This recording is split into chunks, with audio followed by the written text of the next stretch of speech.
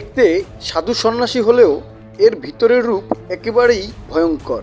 বলছি কাজিরহাট থানার ৭,০০০ বিঘা গ্রামের মৃত আব্দুল কাশেম ফকিরের ছেলে শাহাবুদ্দিন ফকিরের কথা, যার বিরুদ্ধে রয়েছে জুলাই হত্যা মামলা সহ একাধিক হত্যা মামলা ও প্রকাশ্য দিবলোকে ধর্ষণ, চাঁদাবাজি, জমি দখল সহ হাজারো অভিযোগ। এই শাহাবুদ্দিন দিনে দুপুরে মানুষ হত্যা করা ছিল যার নেশা ও পেশা। ২০১৮ সালের প্রকাশ্য দিবলোকে সমীর হত্যা মামলার হাজিরা দিতে এসে ১৮ই মার্চ দুপুর ২টার সময় আটক হন বরিশাল ডিবির হাতে। বিস্তারিত অভিযোগ বলতে আমি শুনতে পাচ্ছি যে ভাসানচর ইউনিয়নের আওয়ামী লীগের সাধারণ সম্পাদক কুখ্যাত সন্ত্রাস শাহাবুদ্দিন আহমেদ বরিশাল ডিবি পুলিশের হাতে আটক হয়েছে, তাই শুনে আসছি।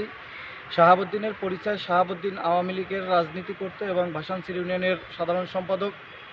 তার আসল চরিত্রই ছিল মানুষ হত্যা করা, চাঁদাবাজি করা, সাধারণ মানুষের জমি দখল করে ইটভাটা তৈরি করা এবং মানুষকে নির্যাতন করাই তার আসল কাজ। আজকে শাহাবুদ্দিন আটক হয়েছে ভাসানচর সহ মেহেন্দিগঞ্জ, কাজিরহাট এবং যারা এই শাহাবুদ্দিনকে চিনে, যারা নির্যাতিত হয়েছে, সকলেই আজকে আন্তরিকতার সাথে আল্লাহর কাছে শুকরিয়া আদায় করছে। আমরা এই শাহাবুদ্দিনের সকল অপকর্মের বিচার চাই এবং যারা আটক করেছে তাদের দীর্ঘায়ু কামনা করি এবং ন্যায় বিচার প্রতিষ্ঠিত হোক। আপনাদের মাধ্যমে মানুষ জানতে পারুক যে অপরাধী করলে সে ছাড় পাবে না এবং পায়নি, আগামী দিনেও পাবে না। আপনাদের মাধ্যমে ন্যায় বিচার প্রতিষ্ঠিত হোক, এই আশা এবং প্রত্যাশা রাখি।